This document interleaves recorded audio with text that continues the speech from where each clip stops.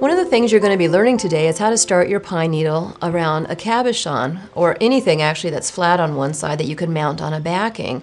I'm going to be teaching you using a stone today, but you can use other objects that are flat, like watch faces or brooches, old costume jewelry.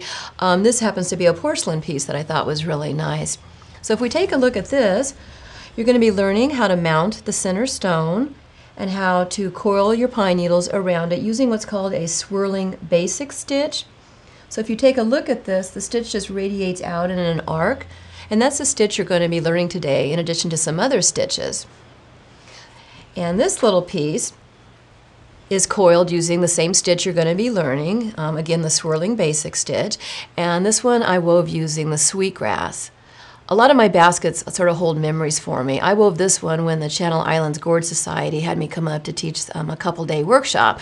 And when I would be in my hotel room, I just loved sitting on the bed and just working on this little basket and inhaling the sweetgrass. And the center is an amethyst cluster, and it was a really nice piece. A lot of times the amethysts are really, really thick, like 1.5 inches thick, and this was just a really nice little piece.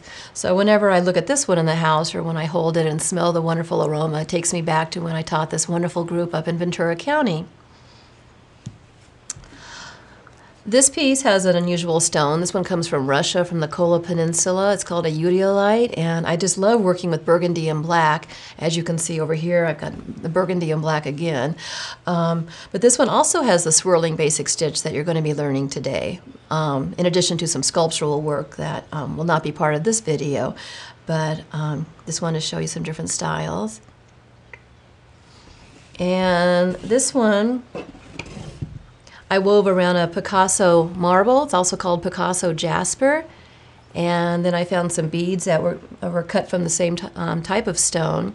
It's a stone that I really enjoy working with. It has really unusual patterns in it that frequently look like windswept trees or lagoons, just sort of mystical looking. So this is one of my favorite stones. In the video today, you're also going to be learning how to weave around a black walnut slice. So let me grab some samples to show you that.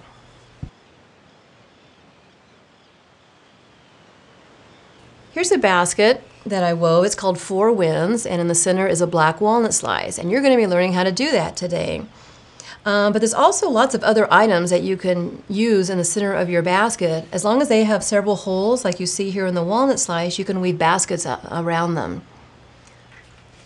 So here's a Celtic carved stone that I found, and because of the holes that it has, I was able to attach it to the pine needles and have it as a center of the basket.